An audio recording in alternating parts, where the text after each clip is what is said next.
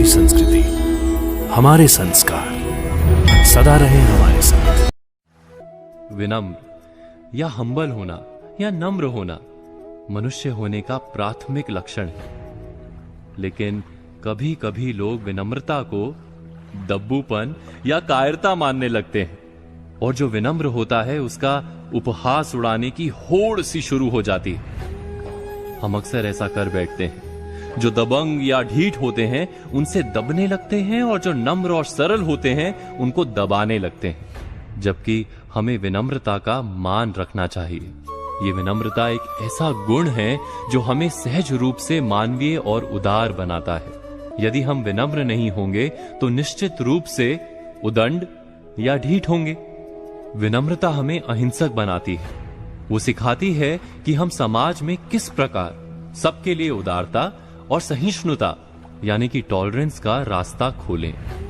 विनम्रता से एक और लाभ होता है। अक्सर लोग विनम्र को अपना शत्रु नहीं बल्कि एक प्रकार से अस्तित्व ना रखने वाले व्यक्ति के रूप में भी देखते हैं। यह अपना नजरिया होता है। तो कुछ लोग विनम्र व्यक्ति को भीरू अथवा कायर मानने लगते हैं, जबकि विनम्रता के लिए अक्रोध यानी क्रोधहीन होना आवश्यक है। जो क्रोधी होगा वो कभी भी विनम्र नहीं हो सकता, और क्रोधहीन होते ही कोई भी व्यक्ति सैकड़ों दुर्गुणों पर एक साथ विजय पा लेता है। इसीलिए यदि जीवन को सही दिशा में ले जाना है तो अपने भीतर विनम्रता को स्थापित करना चाहिए, क्योंकि अविनयी या विनम्र व्यक्ति अंत में विपत्ति से घिर जाता है। विश्वविख्यात कवि रविंद्रनाथ टैगोर ने कहा है कि विनम्रता एक आध्यात्मिक शक्ति है। उन्होंने विनम्रता के महत्व को रेखांकित करते हुए कहा कि सच्ची नम्रता सात्विकता के तेज से उज्जवल होती है। वो किसी को दूर नहीं करती, वो आत्म त्याग करती है और दूसरों को अपनाती है। हम प्रयत्न करके विनम्रता के महत्व को समझ लें और उसको अपनाएं तो हमारी अधिकांश समस्याएं अपने आप समाप्त हो सकती हैं। एक बार इस विनम्रता के मंत्र को आजमाइएगा अवश्य, आपको अच्छा लगेगा। हम बात करेंगे आडंबर या दिखावे की, जो हमारे जीवन में बिन बुलाए ही आ जाता है। जैसे मान लीजिए कि हमारा पड़ोसी लाखों रुपए महीने कमाता है। वो अक्सर नए नए ढंग के फोन और महंगी गाड़ियां लेकर आता है। हम उसके बराबर की आमदनी नहीं करते, लेकिन हमारे मन में उसे ये दिखाने की लालसा जागती है कि हम तुमसे कम नहीं हैं। हम उसकी तरह की घड़ियां और फोन खरीदने निकल पड़ते हैं। हम कभी नहीं सोचते कि जाने अनजाने हमें दिखावे या आडंबर की महाघातक बीमारी ने चपेट में ले लिया है। क्या आपने कभी इस दिखावे के बारे में सोचा है? यह दिखावा और कुछ नहीं, एक मानसिक बीमारी है। हमने अक्सर समझदार लोगों को इसके फंदे में पड़ते पाया है। यह और कुछ नहीं करती, बस इतना ही करती है कि आपसे विवेचना और समझ की शक्ति छीन लेती है और एक ऐसी अंधी दौड़ में कूद जाने के लिए तैयार कर देती है जिसका कोई सार्थक अंत नहीं दिखता।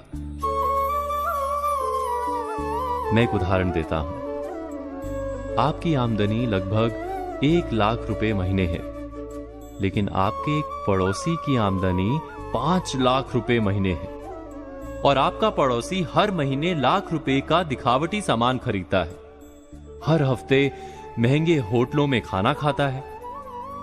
आप बिना विचार किए देखा देखी या आडंबर के जाल में आकर अपने पड़ोसी की राह चल निकलते हैं।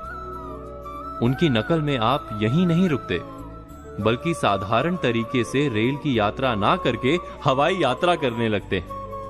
आप अपनी आमदनी और अपने खर्च के अनुपात को भूलकर केवल पड़ोसी के खर्च की प्रतियोगिता पर उतर आते हैं और आडंबर को ध्यान में रखते हैं। आप वैसे ही जीना चाहते हैं जैसे पड़ोसी या संबंधी जीते हैं। महीने 2 महीने या 3 महीने के बाद होने वाली आपकी उलझन का हर कोई सरलता से अंदाजा लगा सकता है। ऐसा नहीं कि आप दिखावे की इस जंजाल से बच नहीं सकते, बस पड़ोसी या संबंधी क्या खरीद रहे हैं इस पर ध्यान देने के स्थान पर आप इस पर ध्यान दें कि उनकी खरीद के पीछे कितना उनका धन बल है और कितना आडंबर। एक बार अगर आपने सरल गणित को समझ लिया तो जीवन में आप कभी भी किसी तरह के आडंबर के खेल में नहीं फंसेंगे। अक्सर लोग ये कहते हैं कि ये काम मुझसे नहीं होगा, मैं ये नहीं सीख पाऊंगा, ये मेरे सीखने की उम्र नहीं है। वो नया कुछ भी सीखने से पूरी तरह बचने लगते हैं। उनके मन में सीख की आंतरिक चाह नहीं बचती, या वे असफलता और उपहास के भय से नया कुछ भी आजमाने से संकोच करने लगते हैं। समाज में ज्ञान विज्ञान से उत्पन्न जो नए आविष्कार या इजाद होते हैं, ऐसे लोग उन सब की ओर से आंखें मूंद कर दिन बिताते रहते हैं। ऐसे लोग अक्सर समाज से पीछे छूट जाते हैं। सीखना पूरी तरह मन की उस इच्छा पर निर्भर करता है जिसमें हम अपने को कितना परिपूर्ण या भरा हुआ बनाना चाहते हैं। ये एक तरह से अपने को आत्मनिर्भर बनाने की संकल्प शक्ति का परिचायक होता है। दुनिया हर पल बदल रही है, हर पल कुछ ना कुछ नया बन रहा है। कवि आलोक धनवा ने कहा है कि दुनिया रोज बनती है, और गहराई से विचार करेंगे तो पाएंगे कि दुनिया रोज नहीं, हर पल बनती है। ऐसी बन रही दुनिया में सीखते जाना ही जीने का सबसे शानदार विकल्प है। आप ये भूल जाएं कि ना सीख पाने पर लोग क्या कहेंगे। सोचिए कि जब आप सीख जाएंगे तो लोग क्या क्या कहेंगे। क्या आप अपना नाम ना सीखने वालों में शामिल करना चाहते हैं या फिर सीख गए लोगों में? सीखने की चाह की बात हम एक कहानी से समझने का प्रयत्न करते हैं। आप सबने महान यूनानी दार्शनिक अफलातून का नाम तो सुना ही होगा। जब उनकी कीर्ति संसार भर में फैल गई, तब भी वो हर दिन कुछ ना कुछ सीखने का यत्न करते रहते थे। एक दिन उनके एक मित्र ने उनसे सवाल किया कि अब जबकि संसार के बड़े से बड़े लोग आपके पास हर दिन कुछ सीखने आते हैं, ऐसे में आप भी किसी से कुछ सीखने के लिए जाते हैं, वो भी पूरे उमंग और उत्साह के साथ। इतने महान दार्शनिक होकर भी इतनी अधिक उम्र में आपको किसी से कुछ सीखते संकोच या लज्जा का बोध नहीं होता?